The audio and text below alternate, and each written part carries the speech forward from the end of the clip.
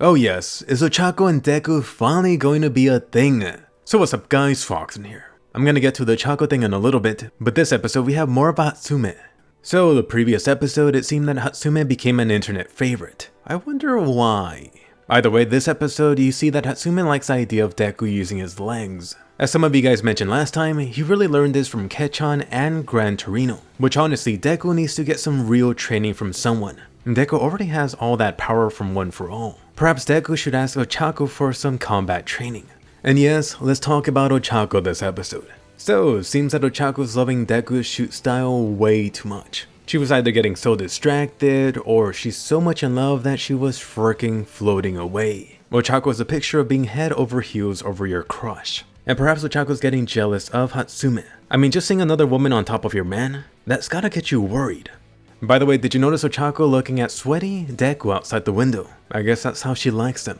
For Ochako here, let me know what you think about this recent development. Should both of these get together, or is it way too soon?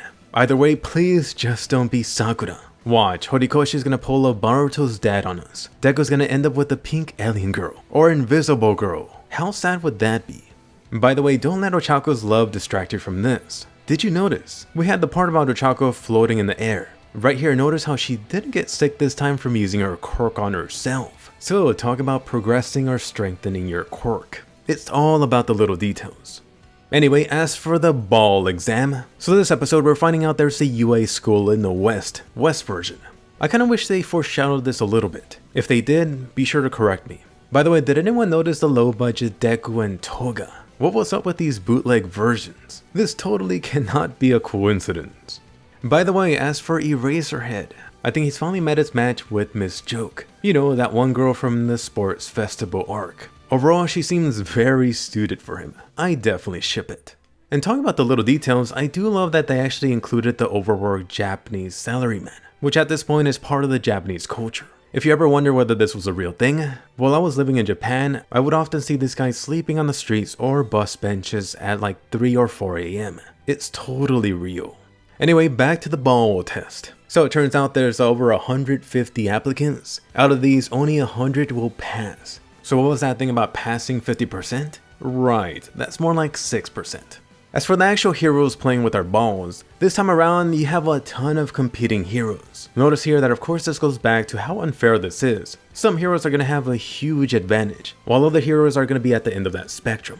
Perhaps this is just another way of weeding out heroes from becoming pro heroes. You thought getting your driver's license was tough? That was a piece of cake compared to this. I'm really just waiting for one of these guys to potentially betray the others. Come on, grape dude, do it. On top of this, they also in a way have another test for Aizawa, which is something he conveniently left out. Everyone already knows their quirks from the sports festival, which makes sense. On the battlefield, the villains are gonna know their quirks, especially if they're famous. On the flip side, often these heroes will not know their villains' quirks, or potentially the full situation either. Naturally, the more popular you are, the bigger target you're gonna be.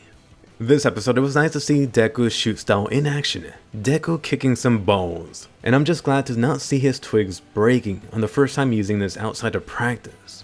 Oh yeah, and Grape Boy using that grape whip. I've seen so many innocent people from the previous episode, so let's find out about that this episode. What do you think Grape Boy's ultimate move is? And then at the end you have the heroes assembling, which is pretty much Deku taking on that Captain America role.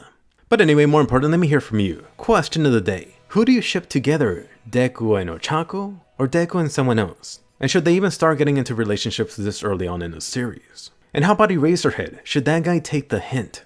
Anyway, be sure to Detroit Kick, smash that thumbs up and subscribe. You can watch 5+ anime videos here every week. Right now I'm finishing up my full spoiler video on the My Hero Academia movie. Attack on Titan Season 3 is also coming out within 24 hours. Definitely click that bell icon so you don't miss my videos. Yep, more than one. And I'll see you guys later.